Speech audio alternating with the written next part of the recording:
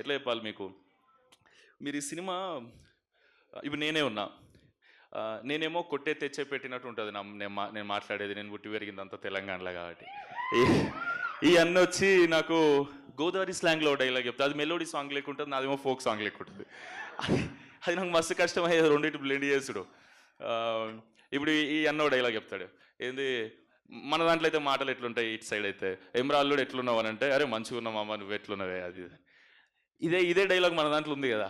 ఇప్పుడు వీళ్ళందరూ నన్ను బాగా ట్రైన్ చేశారు, ఎందుకంటే మనకు మస్తు కష్టమవుతుంది ఆ స్లాంగ్ మాట్లాడడం.